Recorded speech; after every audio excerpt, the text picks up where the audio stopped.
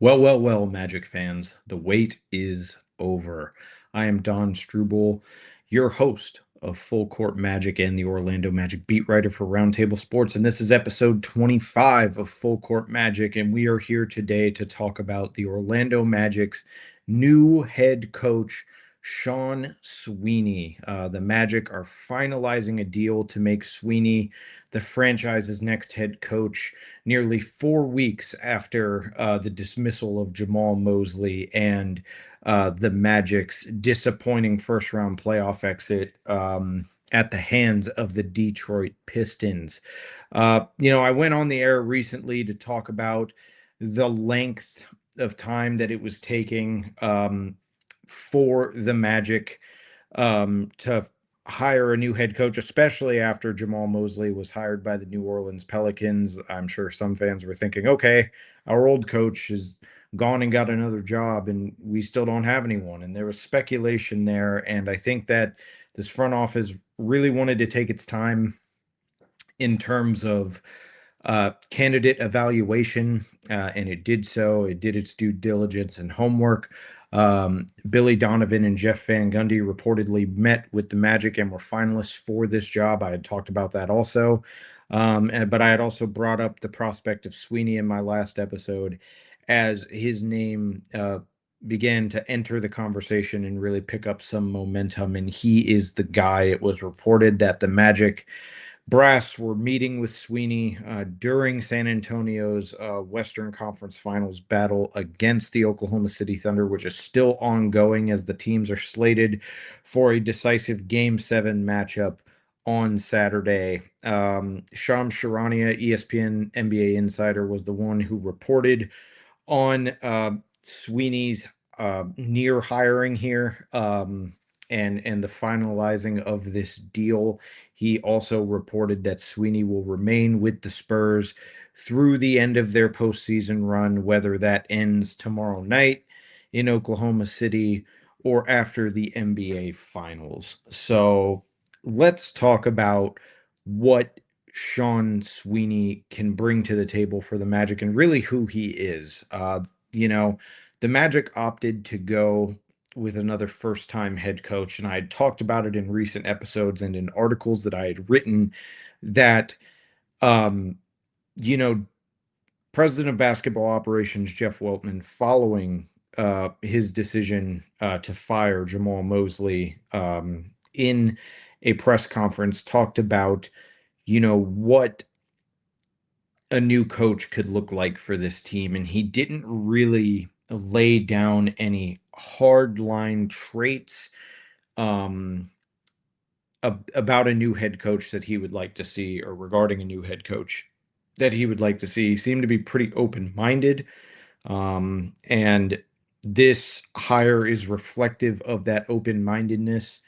Like I said, this will be Sweeney's a rookie head coach. I mean, he served as associate head coach on Mitch Johnson's staff this year at the Spurs and did a great job running that defense, got the Spurs to the third best defensive rating in the regular season and the second best in the playoffs, only behind the New York Knicks, who this team might be facing, in the NBA Finals. And, that this is reflective and emblematic of, in a way, what Jamal Mosley built. It's interesting, the parallels between him and Sweeney, both defensive minded head coaches first, both came from the Dallas coaching tree. Sweeney's first season with the Mavericks as an assistant on Jason Kidd's staff was Jamal Mosley's first season as the Magic head coach as he left Jason Kidd's staff in Dallas. And Sweeney is inheriting a much better position than Mosley did. I mean, Mosley was inheriting a lottery team without a clear franchise player of the future in a real clear direction. The Magic are now established because of Mosley's contributions to the team and the culture, and are now,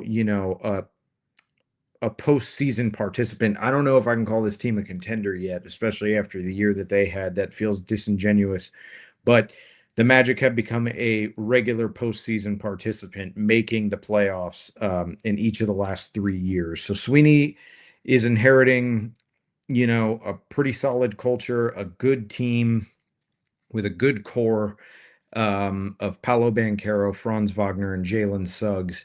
And we'll see how he is able to elevate this group because, again, defense is his specialty. As I just mentioned, San Antonio Spurs, second best defensive rating in the playoffs, third best in the regular season. And that was Sweeney's side of the ball. That's how he helped out Mitch Johnson. And, yeah, it's easy when you have the unanimous defensive player of the year in Victor Wembanyama. But he still, he was a pivotal part in elevating a Spurs team that went 34-48 and is now one game away from punching their ticket to the finals for the first time in well over a decade, since 2013-14. And he's a young coach. He's 41 years old. Let's talk a little bit about his history. He broke into the NBA in 2011 as a video coordinator for the then New Jersey Nets, obviously now the Brooklyn Nets. Was on staff for a couple seasons there, and then made his way to Milwaukee, and played a part in the development and coaching of Giannis Antetokounmpo, which I will bring up here shortly, how that could tie into the Magic as well. After that, he was an assistant for the Detroit Pistons under former Coach of the Year Dwayne Casey. Following that, he went to Dallas and was with Jason Kidd for a few years before now in his first season with the San Antonio Spurs as associate head coach under Mitch Johnson. And it's looking like it's going to be his only season with the Spurs now that he's finalizing this deal with the Magic. And this is a bet by Jeff Weltman and this Magic front office that Sweeney, who has developed good relationships with star players, has been around star players, has helped elevate teams, that he is ready to take this next step and be in full control of the reins and the leadership on that sideline to take this Magic group to where they want to go and where expectations see them going, given the roster. Now, the Magic, it's weird. When they acquired Desmond Bane last June, everyone, when they talked about expectations for the Magic, was like, this is the year. This is the year that this team can really make a deep run in the Eastern Conference, because the conference landscape was battered. I mean, you talked about Jason Tatum and Tyrese Halliburton, two key players on great teams that, we didn't know if they'd play or not due to Achilles injuries. Tatum obviously ended up coming back. Halliburton did not. But point being is that, we didn't know what we were going to get from the Knicks, the Cavaliers, the Celtics, any of those teams, right? That's no longer the case. The Eastern Conference is looking slated to be a lot better next season as players come back, as teams that weren't good before get better. I mean, just look at the trouble, at least up until that play-in game, that the Magic had with the Charlotte Hornets, right? Charlotte's a much better team.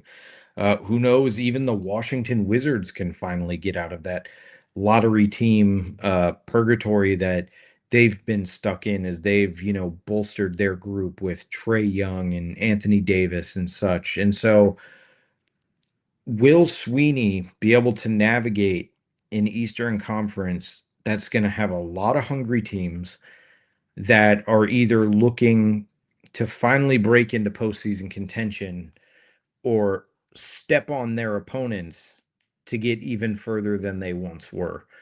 And is he ready for that challenge? Now, being a coach in the West, albeit not a head coach, you got to be ready for that challenge. The West has been a dogfight for years and years. I mean, pretty much the entire time I've been alive, the Western Conference has been a dominant force between Kobe Bryant's Lakers, Tim Duncan's Spurs, the Warriors dynasty with the Splash Brothers, and now we're seeing the Spurs back in the fold, and Oklahoma City trying to begin its own dynasty. So Sweeney's used to that landscape. And it's good that he knows how to work with a star player like Giannis and others. Spent time with Luca, now spent time with Wemby, and that's going to be good for Paolo Banchero, who is still learning how to be the face of a franchise, still learning how to lead a team, uh, and trying to break through and get past this first round barrier that the Magic just cannot escape. And they've been close to the last 3 years, game sevens, um, almost getting to those semifinals, but just could not do it. So perhaps Sweeney is the guy that will help them do it, and that's what this Magic front office is banking on. And so far, from what I've seen on social media, there is a pretty decent amount of excitement for him. There was excitement surrounding his name when it entered the fold. Um, for the longest time, even before Mosley lost his job, like Billy Donovan was the first name I was hearing, and a lot of you were hearing as well. And that, it really picked up steam, seemed to be a favorite. I know Mark Stein reported on it, but then Sweeney, he picked up so much momentum for this job. And that meeting with him during these Western Conference Finals between him and the Magic brass must have just went really, really well, better than the meetings did with Billy Donovan or Jeff Van Gundy. So it's going to be interesting to see where he takes this team. Obviously the core. I remiss to not add this. Now Desmond Bain, excuse me for not adding that. Um, Adding his name in there, who's such a key player for the Magic. Um, and how will Sweeney help elevate this group of players to get them to the next level? We'll have to see in due time. I plan on being at his press conference whenever that may be, whether it's sooner or later. We'll see. I'm going to be bringing you guys plenty more coverage, as will my colleague Andrew Cherico, on this hiring, and looking forward to meeting with Coach Sweeney, getting you guys some more information, and seeing how this next step in this transitional phase in the Magic's franchise manifests here. And so, as always, it is a pleasure. Thank you so much for, again, all of our newcomers who have joined the site. We got well past 300 members this month. It was a big goal for us on the Orlando Magic Roundtable. So if you guys discovered us via watching these episodes or vice versa, and you've come to support the podcast because of the Magic Roundtable, we really appreciate it. Please jump in on the conversation. Leave your comments either on this video or in our articles, letting us know what you think about this hire. We would love to engage in conversation. And this should be a very interesting and intriguing time for the Orlando Magic, as we get deeper into the offseason in the summer. But until next time, I'm Don Strouble. This has been Full Court Magic.